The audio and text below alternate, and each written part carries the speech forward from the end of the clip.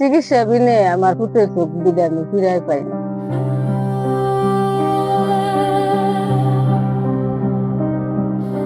চোখে আলো নেই, অথচ সেই চোখে লুকিয়ে আছে আকাশ ছোঁয়া স্বপ্ন।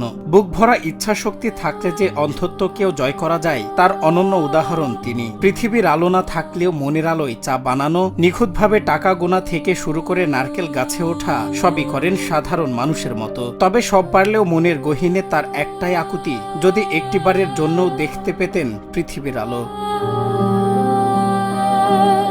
জন্মের ৩ বছর বয়সে দৃষ্টিশক্তি হারানো এই যুবকের নাম জুয়েল মিয়া। প্রতিবন্ধী সন্তানকে ফেলে বাবা চলে গেলেও হাল ছাড়েনি মা শামিরুন বেগম। ইটভাঙা মানুষের বাড়িতে গিয়ে কাজ করা থেকে শুরু করে ছেলের চিকিৎসার টাকা জোগাতে পাড়ি জমিয়েছিলেন প্রবাসেও। সেখানে অমানসিক নির্যাতন সহ্য করেও আজও ভাঙাচোরা এক ঘরে পরম মমতায় আগলে রেখেছেন অন্ধ ছেলেকে। বিভিন্ন মেডিকেল বাংলাদেশে সব শেষ করছি, ওখানে আমি চিকিৎসা বিনে আমার পুত্রের চোখ দুইটা আমি ফিরাই পাই না। পুত্রের চিকিৎসার লেগে টাকা বালা মানে বাংলাদেশ এইটা 2 লাখ 3 লাখে কোনো চিকিৎসা নাই। অবিশ্বাস্য লড়াইয়ের গল্পটি নারায়ণগঞ্জের রূপগঞ্জের নগরপাড়া গ্রামের। এলাকার মানুষের কাছে জুয়েল এক জীবন্ত বিস্ময়। মানুষের কণ্ঠ শুনে চিনে ফেলা কিংবা বাজারে নিখুঁত হিসাব মেলাতে তার জুড়ি নেই। অভাবের সংসারে বেঁচে থাকতে একটি ছোট্ট চায়ের দোকান দিলেও পুঁজির অভাবে সেটিও আজ বন্ধের পথে। এত কষ্টের মাঝেও মাঝে মাঝে মধুর কণ্ঠে গান গেয়ে সবাইকে মুগ্ধ করেন জুয়েল। আমাদের মিয়া ভাই ছোটবেলা থেকেই আপনার অন্ধ। তিনি মানুষের কথা শুনে বলতে পারে যে এটা উমুকে, বা রাস্তাঘাট দিয়ে চলাফেরার জন্য তার কোনো অসুবিধা হয় না। তার কাছে থেকে আমরা অনেক সময় চা খাই, চা দিতে পারে, টাকা ফেরত দিই, টাকা নিতে পারে, টাকাটা সে কয় টাকার নোট এবং ঘষা দিয়ে সে নিতে পারে।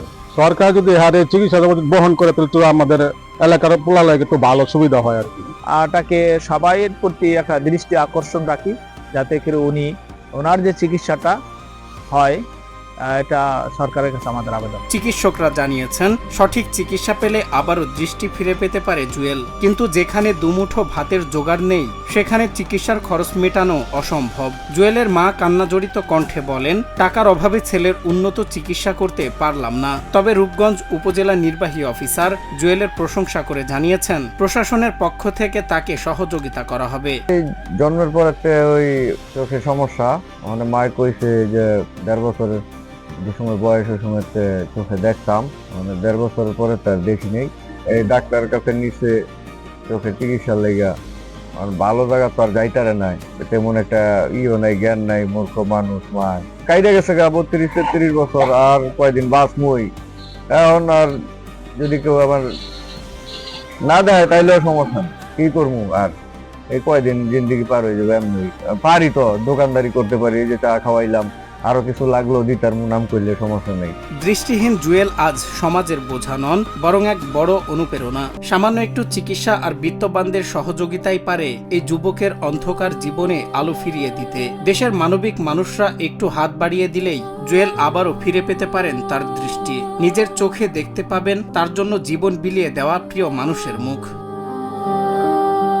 সজল বিশ্বাস, বাংলা টিভি।